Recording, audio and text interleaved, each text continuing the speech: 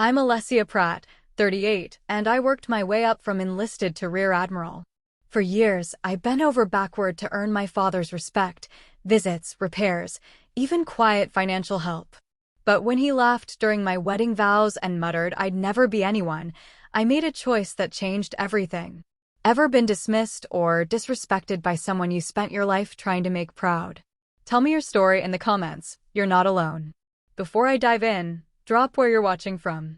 And if you've ever had to claim your worth after being underestimated, tap like and subscribe for more real stories about boundaries and quiet payback. Because what happened next caught everyone off guard. My name is Alessia Pratt, and I've spent most of my life trying to earn a nod from a man who never learned how to give one. Growing up, my world revolved around my father, Captain Walter Pratt, USMC. He was the kind of man who didn't believe in using two words where one would do. Orders were barked, expectations were implied, and emotions were non-existent. My earliest memories are the smell of boot polish, the clink of dog tags on the kitchen counter, and the way my mother would go quiet when he came home in a bad mood. Which was often. We lived on base most of my childhood, bouncing from one posting to the next every 2 to 3 years. No roots, no real friendships. Just the routine of packing up, starting over, and trying to read the temperature of my father's silence. He wasn't cruel, exactly. He didn't hit, didn't yell often. But he didn't hug either. Never said, "I'm proud of you." Never asked how school was. He didn't have to. His approval wasn't something you were given, it was something you chased. Or at least I did. By the time I was 9, I had memorized his rituals. Polishing his shoes before inspection days. Prepping his uniform the night before a promotion board. I'd sit on the floor and hand him pins while he double-checked every crease. He never said thank you. But I clung to the slight softening in his shoulders as proof that maybe, in his own way, he appreciated it. I followed him everywhere I was allowed. Saturday mornings at the range, where I'd watch him correct younger Marines with sharp, efficient movements. Sunday chapel in stiff uniforms. And sometimes, if he was in a good enough mood, I'd sit beside him in the garage while he repaired the old Jeep he never let anyone else drive. I didn't know what half the tools were called, but I knew better than to talk too much.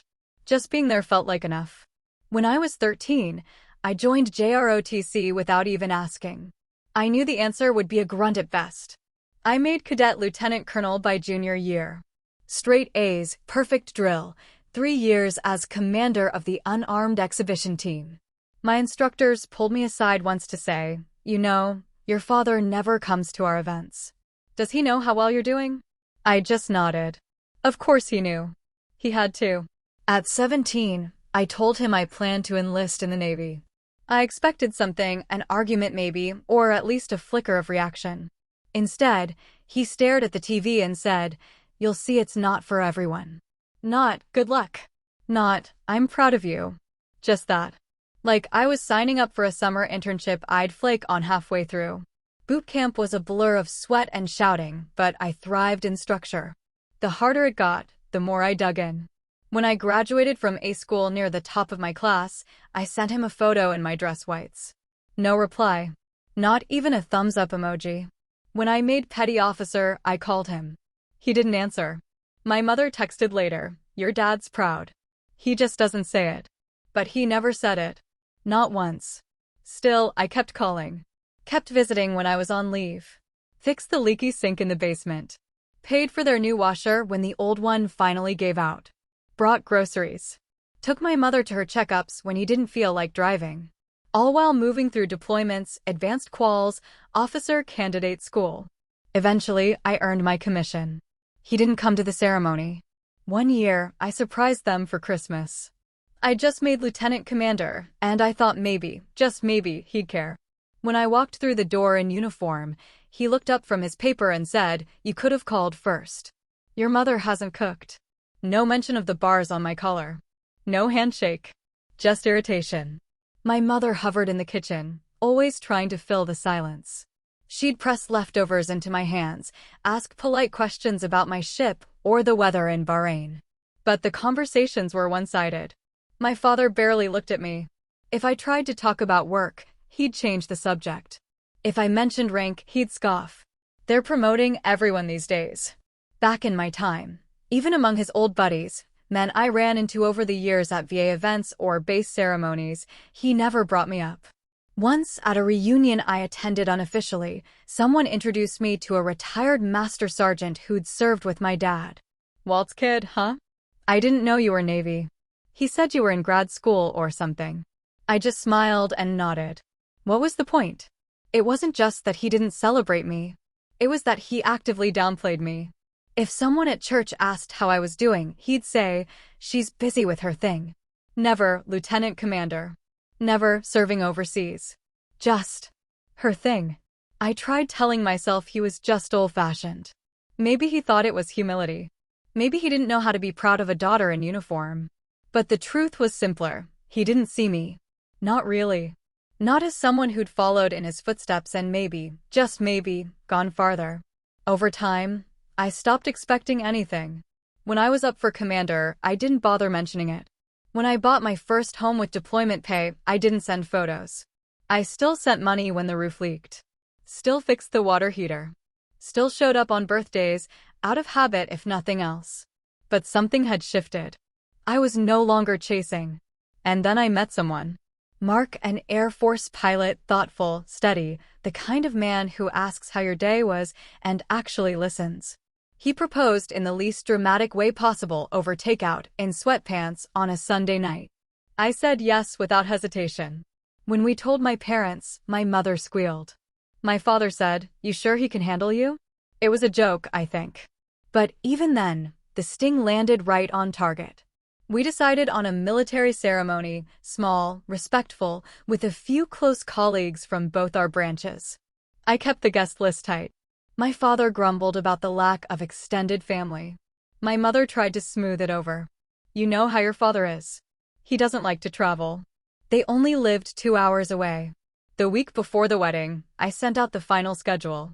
Ceremony. Reception. One formal recognition for active duty guests.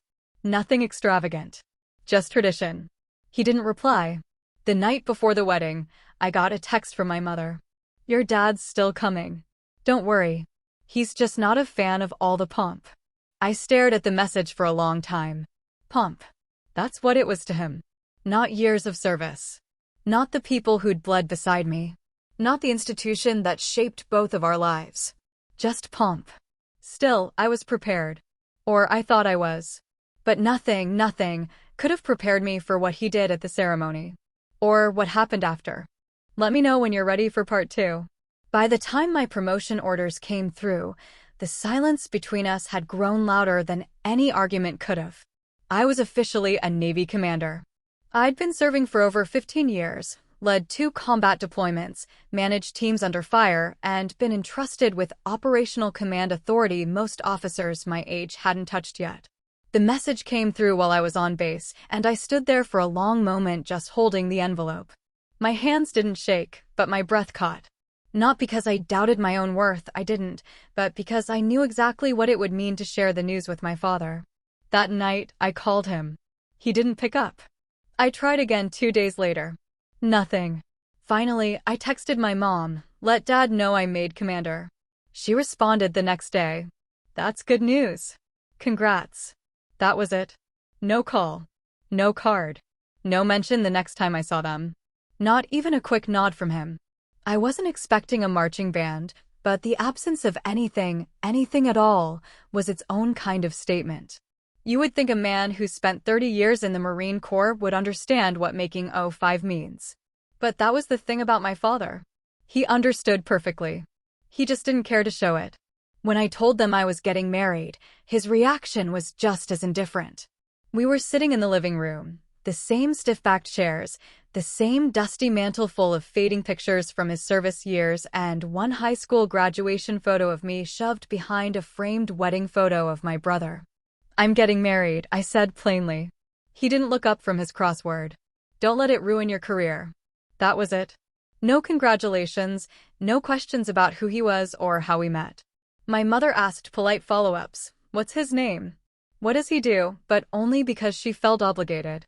My father kept scribbling, as if I just mentioned a weather update. I didn't tell them about the proposal. I didn't show them the ring. I didn't mention that Mark had moved across the country for me, or that he'd spent the last year supporting my schedule, rotating his own deployments around mine.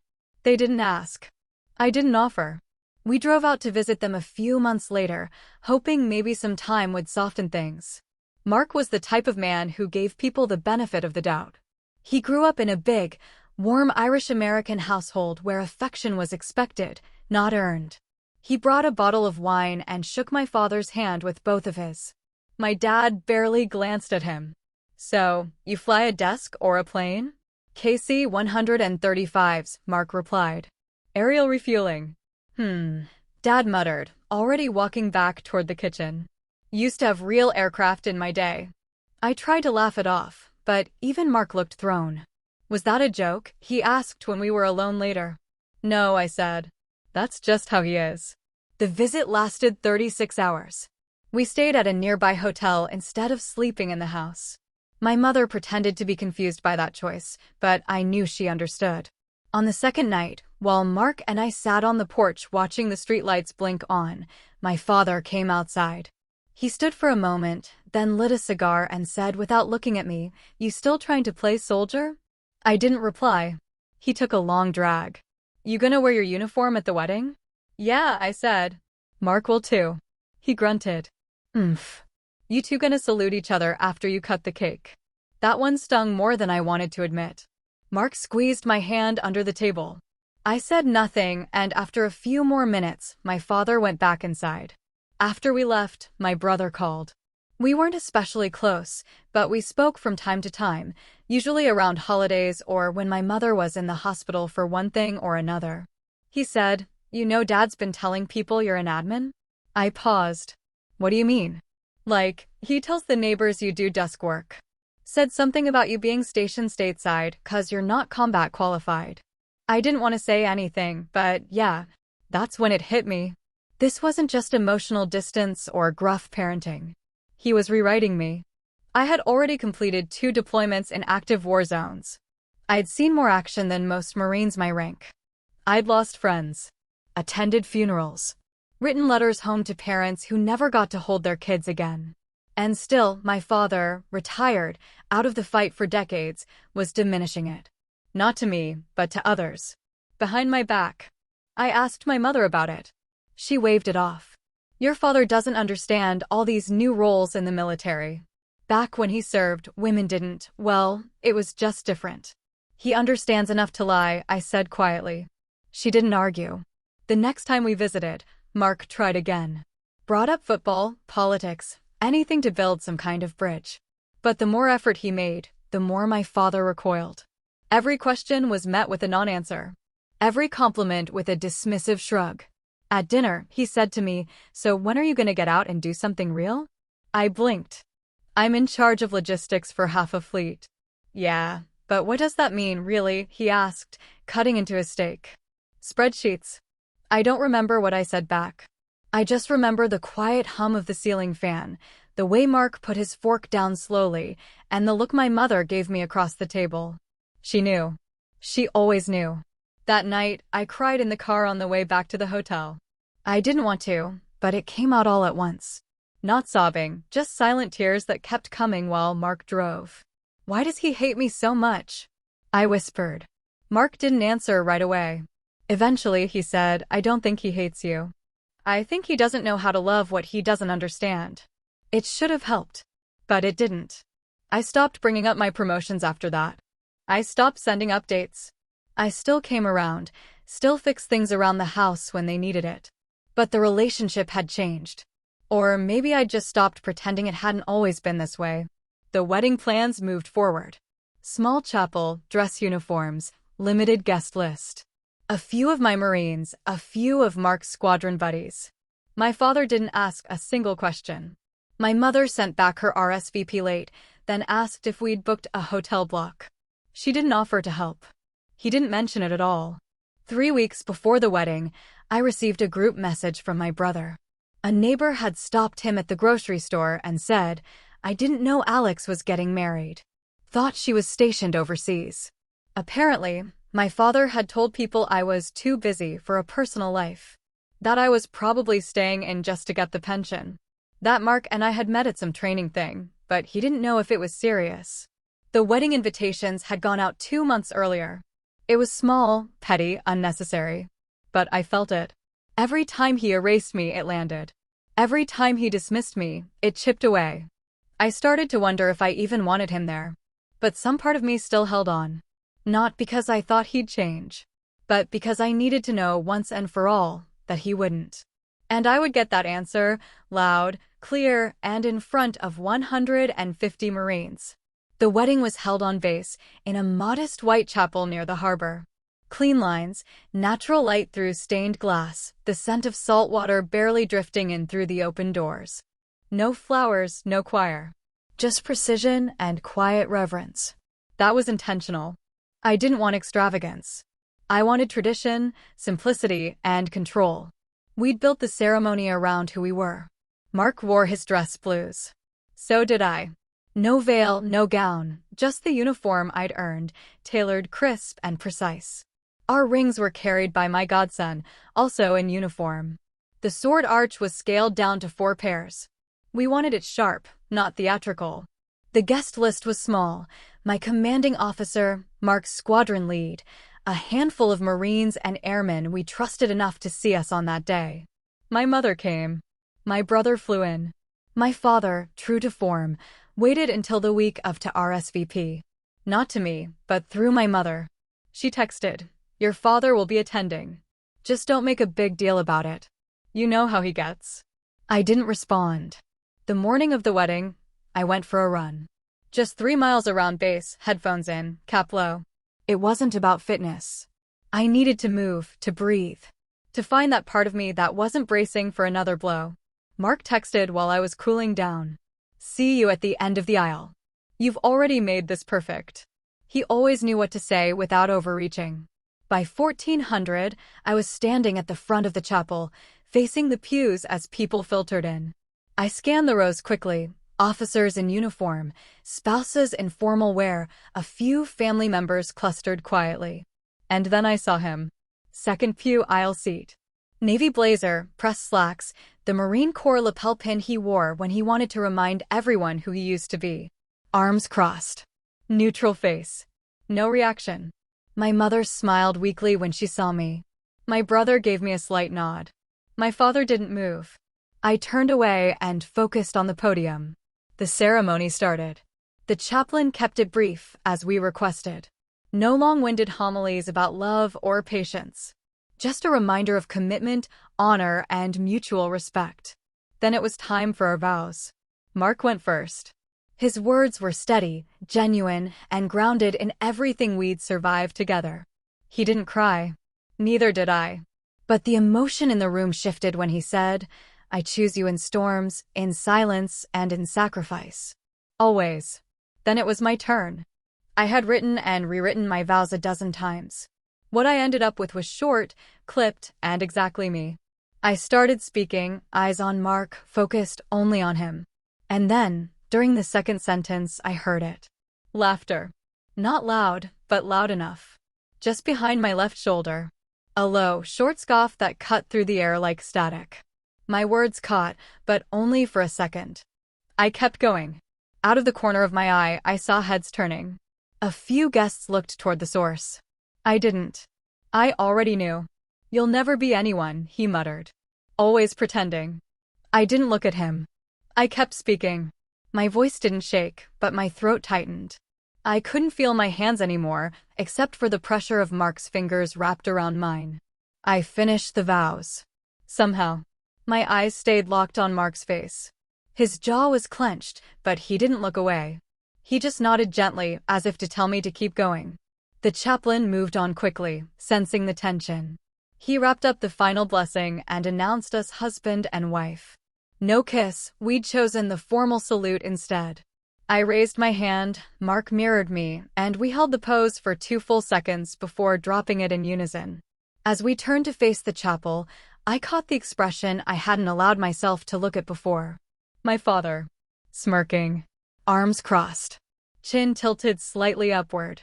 Like he was watching a child perform in a school play. Amused, not impressed. Satisfied, even. Like he'd made his point. We exited through the sword arch, stepped out into the sunlight, and held our positions for photos and applause. Mark squeezed my hand once as we cleared the threshold, then let go and wrapped his arm around my waist. I leaned into him, nodded for the cameras, smiled as expected. Inside, the damage was still settling. I wasn't humiliated. That wasn't the word for it. It was something colder. Something more permanent. It wasn't just that he said it. It was that he said it there. Front row. My wedding. Surrounded by service members and friends and mentors who had shaped my life. He chose that moment, that sacred space, to voice the thing he'd always believed. That I was a fraud. That my rank, my service, my entire identity was performance. And he wanted me to hear it. Wanted them all to hear it too. At the reception, I kept it together. I shook hands. Thanked guests. Toasted with champagne. Mark kept one eye on me the whole time. He didn't press. He knew better. He also knew I wouldn't give my father the satisfaction of a scene. My dad stayed mostly silent during the reception. He didn't dance. Didn't mingle. Sat at a table near the back, sipping something dark and neat. My mother hovered. My brother kept checking the exits. At one point, my CO approached me near the catering table. "Hell of a ceremony," she said. Then, quieter, "Your father said something during your vows." I didn't quite catch it, but I shook my head. "Doesn't matter." She didn't press. But I saw the look in her eyes. She knew it did. Later, Mark pulled me aside, away from the music, the clinking glasses, the scattered laughter. "You want to talk about it?" "No, you want me to talk to him?" "Definitely not." He nodded once, then kissed my temple. "Okay." We rejoined the crowd. By the time the cake was cut and the final song played, my father had already left. No goodbye. No parting words. Just an empty seat at his table and a half-finished drink. My mother apologized for him as they were heading out. "He just doesn't handle emotions well. You know how he is." I nodded. "Yeah, I do." As they walked toward the parking lot, I watched her glance back twice. He didn't. Not once. Back inside, one of the youngest Marines in attendance approached me. Fresh out of school, wide-eyed, still getting used to the weight of his own name tape. "Ma'am," he said quietly. "That thing your dad said. I don't think he gets it. But we do. We see who you are." I just nodded. No words came out. Because the truth was, I hadn't just heard what he said. I had felt what it meant. Not a rejection of my career. A rejection of me. And for the first time, I knew, fully, clearly, and without doubt, that he wasn't capable of anything else. That it didn't matter what I achieved. In his eyes, I would always be pretending. The question now was whether I'd keep pretending he deserved a seat in my life. After the ceremony ended and the last of the formal photos were taken, I excused myself quietly and walked back into the bridal room. The chatter of guests blurred behind me, dulled by the heavy oak door as it clicked shut. Inside, the room was still. My reflection stared back at me from the full-length mirror in the corner, uniform perfect, hair pinned tightly under the service cover, not a single sign of the crack forming just beneath the surface. I didn't cry. I didn't move for a full minute. I just stood there, absorbing the aftershock of what had happened. Most people think betrayal is loud. That it screams when it happens. But it's not. Sometimes it whispers, just loud enough for everyone to hear. Sometimes it comes dressed in a navy blazer and lapel pin, sits in the second pew, and waits until you're the most exposed you've ever been before it strikes. 10 minutes. That's all I allowed myself. 10 minutes to feel the weight of every time I had driven hours just to stand in his kitchen fixing broken pipes while he acted like I wasn't even there. Every deployment I'd called home from, only for the line to go dead after 3 minutes because he was tired. Every medal that sat collecting dust in a box because there wasn't a single shelf at home where my achievements belonged. 10 minutes to realize that my father had made a choice again and again to see me as less. He had laughed during my vows. He hadn't stumbled. He hadn't slurred. It wasn't the alcohol. It was conviction. He meant every word. That wasn't a man caught off guard. It was a man who had always believed I was faking my way through something he considered sacred. Service. Rank. Respect. Authority. Things he claimed to value unless they belonged to me. I sat on the edge of the small love seat in the corner and leaned forward, elbows on knees, hands clasped. My gloves were still tucked into my belt, forgotten. My wedding ring felt heavier than it should have. The knock came lightly once. Then again, just a bit louder. My brother. I opened the door. He stepped in, hands in his pockets, suit a little rumpled like he'd just come from a work dinner. He didn't say anything at first. Just sat down beside me, leaned back, and exhaled through his nose. I heard him too, he said finally. I didn't reply. He's drunk, he added. Don't give it weight. He's always been like this, I said. My voice was steady, but it sounded like it belonged to someone else. The difference is this time, everyone saw it. He nodded slowly. Yeah, they did. There was a long pause. Then he said, Mom's trying to pretend she didn't hear it. She's saying maybe he was reacting to something else. He wasn't, I said. I know. We sat in silence for a few more minutes. I could hear the faint hum of conversation outside, muffled through the walls. Somewhere, someone was laughing, toasting, celebrating. You want me to say something to him? My brother asked. No, you sure? Completely. He stood up, smoothed his jacket, then hesitated. You don't deserve that. None of it. I looked up at him. I know. And I did. For the first time, I really did. After he left, I stayed seated for another 5 minutes. Not because I was shaken, but because I was recalibrating. Something had shifted. Something final. I had spent years shaping myself around what I thought he might eventually respect. Built a life around excellence, discipline, consistency, everything he once told me mattered. And it hadn't been enough. Not even close. So the question was, why had I kept trying? That night, after the last guests had left and Mark and I finally got a moment alone in the suite on base, he helped me out of my uniform in silence. There was no talk of what happened. Just a quiet kind of understanding that lived between us, a language we'd developed over years of service and sacrifice. I sat on the bed in a t-shirt, my dress shoes on the floor beside me. Mark stood near the window, jacket off, sleeves rolled. He looked over at me and asked, Are you okay? Yeah, I said. I just don't think I'm going to pretend anymore. He tilted his head slightly. Pretend what? That he's going to change. That there's some version of me he's waiting to be proud of. Mark didn't reply right away.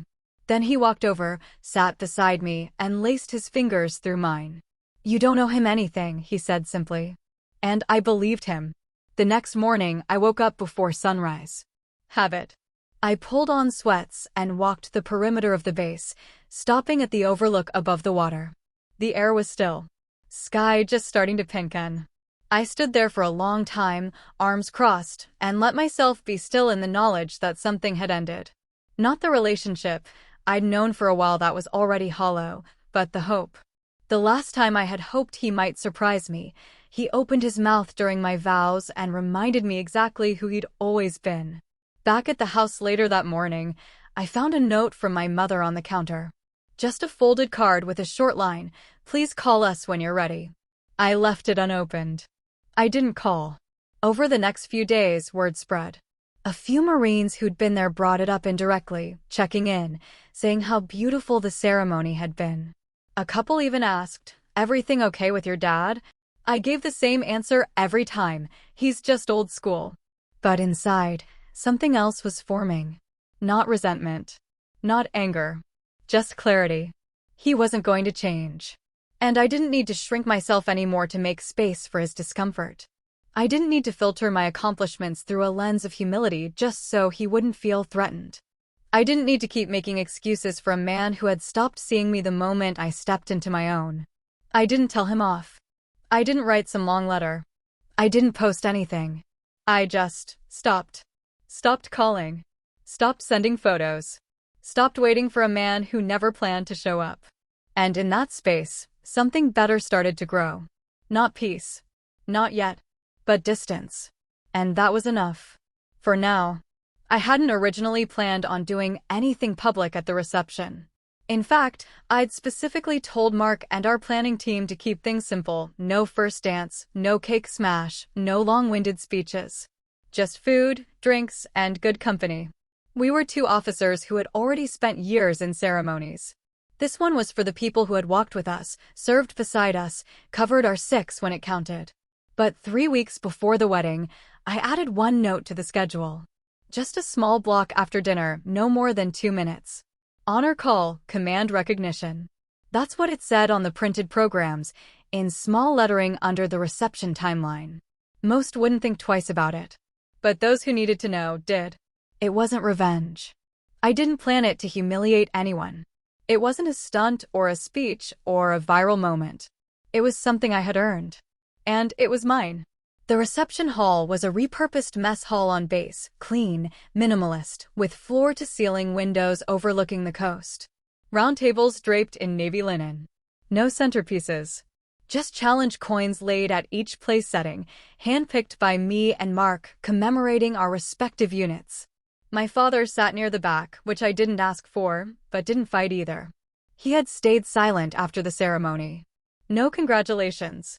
No acknowledgement. I didn't approach him. Neither did Mark. We kept the program light, one toast from my commanding officer, another from Mark's best friend.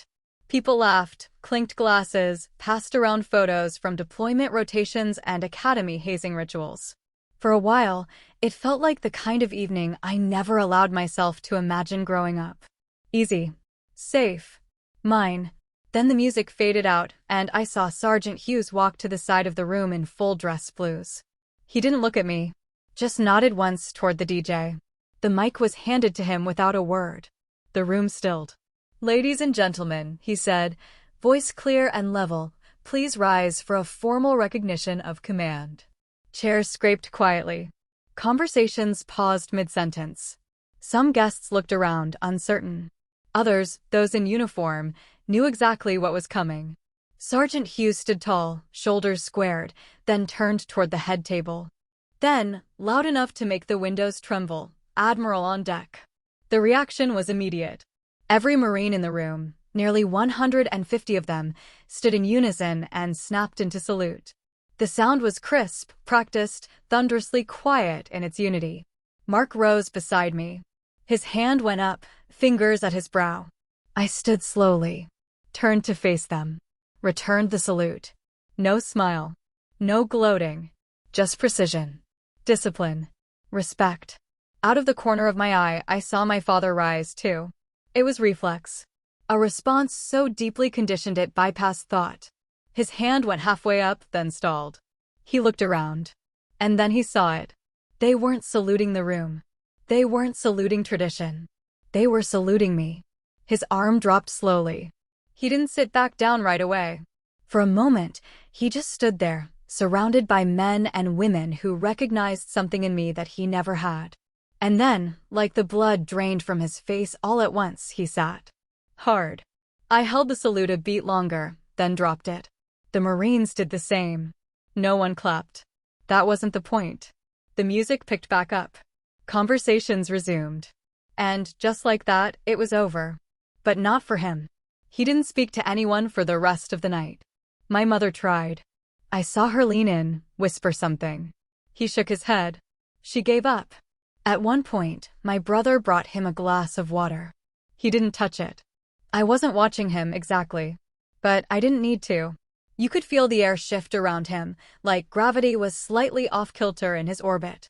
After dinner, Mark and I moved from table to table. Marines came up one by one, offering congratulations, sharing stories, asking what came next. One young corporal said quietly, "Ma'am, that was the proudest I've ever felt wearing this uniform." I thanked him, shook his hand, and kept moving. Later that night, just before we were set to leave, my CO found me in the hallway outside the reception room. "I've known you 10 years, she said. And I've never seen you ask for a single spotlight. So when that call came, Admiral on deck, I knew it wasn't about the rank." "No," I said. "It wasn't." She nodded once. "But you should know," it landed. She didn't say on who. She didn't need to. When we got home that night, well past midnight, the stars sharp against the base skyline, I finally took off my uniform. Folded it with care. Set it aside. Mark came up behind me while I was tying back my hair. "Are you okay?" he asked. I turned, looked at him. "I think I am." "You don't regret it?" No, I said. Not for a second. The next morning, there was a voicemail from my mother. Short. Tight. I don't know what that was about, Alessia. But your father is disappointed.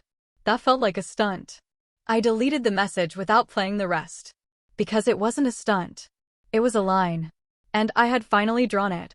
Not out of anger. Not out of spite. But because I was done shrinking. Done explaining. Done pretending. He could think whatever he wanted. He could tell the neighbors I worked a desk job. He could rewrite the story for anyone who'd still listen. But he couldn't erase what happened in that room. He stood. He saw. He sat. And for the first time, he understood what I'd built, without his approval, without his support, without 1 ounce of help. There's a quiet kind of justice in that. One you don't need to celebrate. You just let it settle. And move on. Word moved faster than I expected. Within a week of the wedding, a short clip from the reception started making the rounds. It wasn't official footage, just a cell phone recording, slightly shaky, a little grainy, but clear enough. You could hear the moment Hughes called out, "Admiral on deck." You could see the entire room rise like a single breath. You could see me return the salute, steady and expressionless. And then, you could see my father, standing, confused, then slowly sitting down like the ground had shifted beneath him. I didn't post it. Someone else did. Probably one of the junior officers, most likely unintentional. But it took off. On base, in group chats, on Mill Twitter. Suddenly I was being tagged in comments. This is what earned respect looks like. That's how you reclaim your space. She didn't have to say a word. For a few days, my inbox flooded. Most of it was positive. A few people shared their own stories, parents who didn't show up, mentors who downplayed their promotions, voices they learned to stop waiting for. And then there were the messages I didn't expect. From strangers. From parents. One woman wrote, "My daughter is 14. She saw the video and asked me what it meant. I told her it meant that sometimes, the world has to be reminded who you are." She said, "I want to be like her when I grow up." Another read, "My son is training to be a Navy corpsman. He's surrounded by women like you and never realized how much harder they had to work to get the same salute. Thank you for showing him." I read every one. I didn't respond to most, but I kept them. Archived in a folder labeled Truth, for the days when doubt crept in. Meanwhile, from my father, nothing. Not a call. Not a text. Not even through my mother. Just silence. I half expected something. A sharp remark. A thinly veiled insult. Maybe even an outburst. But nothing ever came. The man who had always found something to critique, even if it was the way I parked the car or how I saluted in photos, had gone completely quiet. At first, I thought it might be the calm before the storm. That he was gathering his words, planning some kind of retaliation in the form of a cold comment at the next family gathering or a passive-aggressive email. But weeks passed. Then months. And it became clear it wasn't a pause. It was a withdrawal. He had seen something that day he couldn't unsee. And he didn't know what to do with it. So he chose nothing. And that, strangely, was the gift. For the first time, I stopped looking over my shoulder. I stopped imagining what he would think when my name was announced at promotion boards. I stopped wondering if he'd finally come to one of my talks or show up at a commissioning event just to say, "That's my daughter." I stopped performing for an audience that never clapped. Instead, I got to work. That year, I was assigned to a joint command position overseas. Operational tempo was high, the pace brutal, but I was more focused than I had ever been. My reports went up clean. My team operated like a machine. Morale stayed high. We ran back-to-back missions without burnout, which caught the attention of higher-ups. They started asking how I managed to maintain cohesion under pressure. I told them the truth. I didn't talk down to my people. I didn't demand respect, I earned it. And I didn't tolerate small men with loud opinions. Somehow, word got back to the service academy I had trained through. They invited me to return as a guest speaker for the upcoming leadership seminar. I debated it, wasn't sure if I was ready to stand at the same podium where my instructors once lectured me about tone and bearing and not taking things too personally. But I went. The room was packed. Midshipmen, a few active duty staff, and some cadets from other branches. The topic they assigned me was respect and command. I smiled when I saw it. I didn't give them war stories. I didn't give them theory. I told them what it feels like to walk into a room full of people who see the bars on your collar, but not the work behind them. I told them about the invisible weights, the assumptions, the dismissals, the comments that come with too much familiarity and too little faith. And I told them about that wedding. About 150 Marines standing on cue, not because they were told to, but because they wanted to. Because they knew what I stood for. Because they'd seen me lead. Because the rank on my shoulders was backed by sweat, not favor. Afterward, a young woman, probably 20, maybe younger, came up to me, shaking slightly. My dad's army. I'm the only one in my family who joined the Navy. He still calls it the easy branch. Still says I should have gone the real route like he did. Hearing you today made me feel less alone. I told her what I wish someone had told me years ago. You don't owe him understanding if he's not willing to give you any in return. Build your own legacy. Let him catch up later if he can. She nodded, tears in her eyes, and walked away straighter than when she'd arrived. I didn't mention my father during the speech. I never named him. But he was in the room, in the spaces between my words, in the silences I didn't fill. And I think that's the moment I realized I had outgrown the need to be seen by him. I was being seen by everyone else. For who I actually was. Not his daughter. Not his disappointment. Not his footnote. Just me. And the more I let go of him, the more space I had for others. I started mentoring more directly. Young officers, enlisted women thinking about OCS, even ROTC students trying to map out their first tours. I told them what the handbooks didn't. I told them how to stand taller than the slights. How to find your people. How to make your name mean something that no one else can dilute. One of my staff sergeants gave me a framed print at the end of our rotation. It had a photo of that reception moment, me mid-salute, and beneath it, a single line, "She didn't raise her voice. She raised the room." I kept it on my desk. Still do. Not because I need the reminder, but because every time someone walks in and sees it, the conversation shifts. Respect can't be demanded. It can't be begged for. It can only be lived into. My father stopped calling. And for the first time, I didn't feel the ache of it. Because I had finally stopped calling back. It had been 8 months since the wedding when I got the card. No return address. Just his handwriting on the envelope, slanted, all caps, the same way he used to label boxes in the garage growing up. I didn't open it right away. It sat on my kitchen counter for 3 days. I'd see it in the morning while I made coffee, ignore it, and then forget it was even there until dinner. On the 4th day, I opened it while standing in the doorway with my jacket still on. No message. Just a photograph. It was him, early 20s, in full dress uniform. Black and white. He looked too young for the scowl he was wearing. Nothing written on the back. No signature. No explanation. Just that photo. I stared at it for a long time, trying to understand what it was supposed to mean. Was it nostalgia? A reminder? An attempt at connection? Or just a way to say, this is who I was once. Don't forget. I didn't feel angry. That surprised me. If anything, I felt removed. Like I was looking at a stranger who happened to have my last name. I slid the photo back into the envelope and walked to my desk. Pulled out a blank card. Wrote one sentence. I'm not angry. I just stopped waiting. No salutation. No name. Just the truth. I dropped it in the mailbox the next morning. Didn't check to see when it was picked up. Didn't wonder if he'd write back. And he didn't. Not for another 4 months. When he finally did, it wasn't a letter. It was a phone call. I missed it. Saw the missed call while reviewing logistics reports in my office. Same number he's had since I was a teenager. No voicemail. I didn't call back that day. I waited. 3 days later, he tried again. This time, I answered. The conversation lasted under 5 minutes. He asked how I was. I said fine. He said he saw something about my new posting in the base newsletter. Congratulations, he added, like it was a line someone had handed him to read. I said thanks. He asked how Mark was.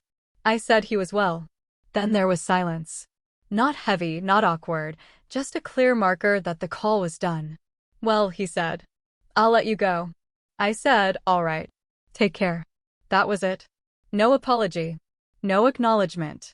No mention of the wedding or the salute or the months of silence that followed. Just a brief exchange between two people who used to share more. I didn't feel moved by it. But I didn't feel cold either. I felt neutral. And that, for me, was progress. In the weeks that followed, we didn't talk again. He didn't call. I didn't write. And I didn't feel the usual pull to bridge the gap. Something had shifted. Not in him, but in me. I no longer looked for signs of recognition. No longer checked for his name on holidays or scanned the crowd at award ceremonies wondering if he'd surprised me. He was background now. Still there, but no longer shaping the narrative. It's not that I hate him. I don't. Hate would take energy I'm no longer willing to give. But I don't invite him in either. He's not part of my validation loop. Not part of my decision-making.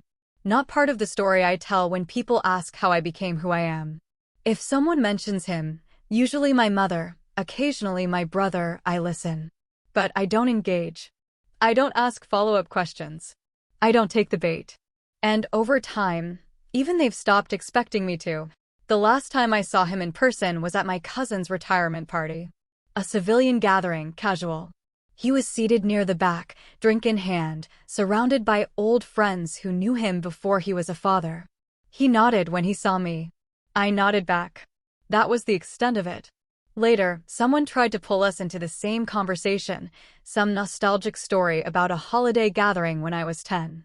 I smiled, made a polite comment, then excused myself. Not with resentment.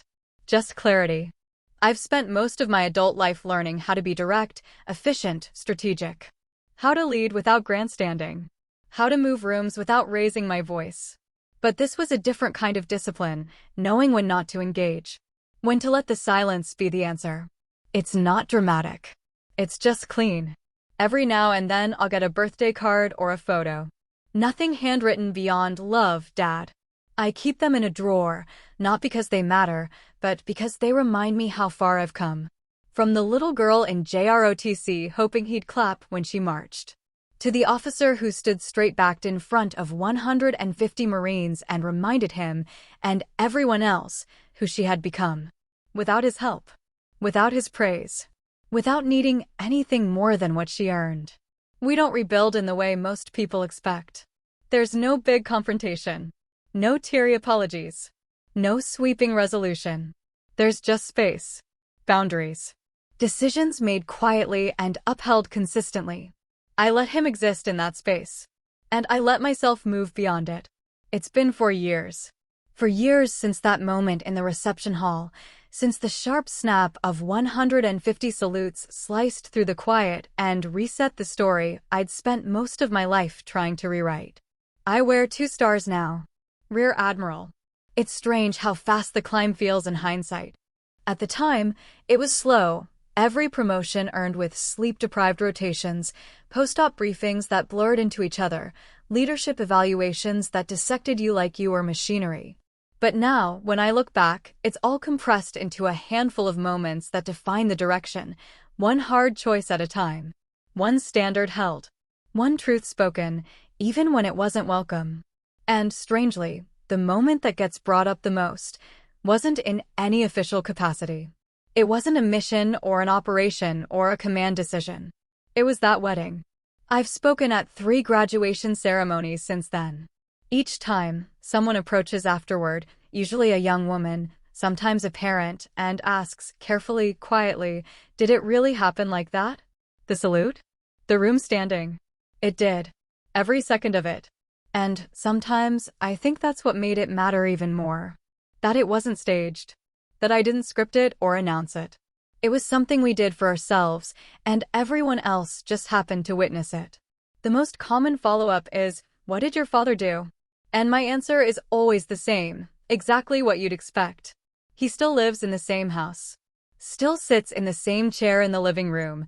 Still drinks the same brand of coffee every morning like it's sacred. I'm told he brings out his old uniform on occasion. Shows photos of himself in his prime. Mentions, when it's relevant, that his daughter's in the Navy too. But he doesn't say my name with pride. He doesn't tell the full story. He tells his version. In that version, I think he's still the main character.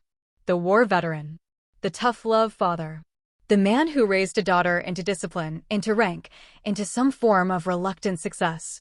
I don't fight it anymore. I used to want to correct people. Used to want the truth documented, footnoted, clarified. I thought justice meant the story had to be publicly right. But that's not justice. That's control. And I stopped chasing control the day I realized that being respected isn't the same as being understood. People respect me now. Not because I demand it. Not because of what's on my collar. But because of what I've done. Because of how I move. Because of what I stand for and, more importantly, what I won't stand for. I mentor differently now, too. Early on, I used to give the standard advice: work harder, speak up, lean in. But over time, I learned to listen more than I talk. I learned that what young officers need isn't another checklist. They need to hear that it's okay to outgrow the people you once sought approval from. That being overlooked doesn't mean you're invisible. And that sometimes, the people who doubt you the loudest are the ones most threatened by what you might become. One of my ments, a junior officer named Santiago, asked me recently, "How do you know when you've made it?" I told her, when you no longer need someone else's permission to be proud of yourself. She nodded slowly, like she was still wrapping her mind around it. Then she said, "That day in the reception hall, do you ever wish he'd stood and clapped instead?" I didn't answer right away. Then I said I used to. But that would have been about him. That moment wasn't.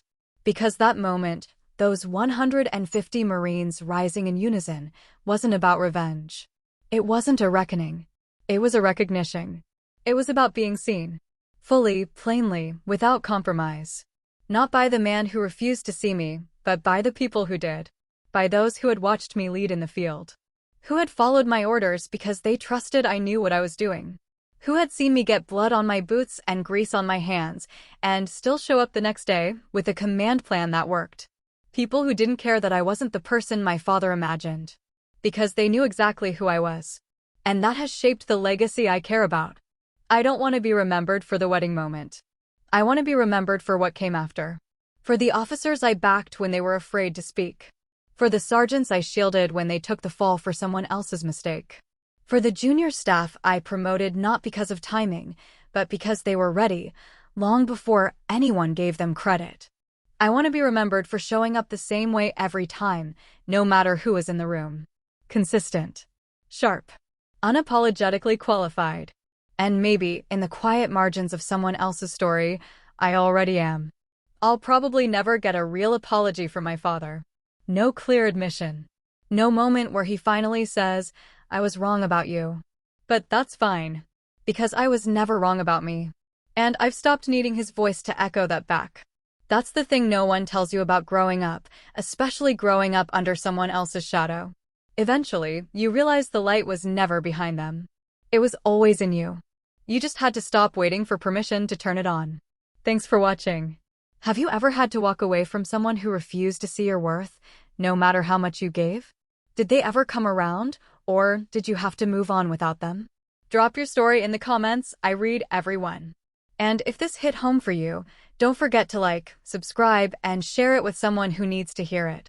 Sometimes the loudest revenge is silence.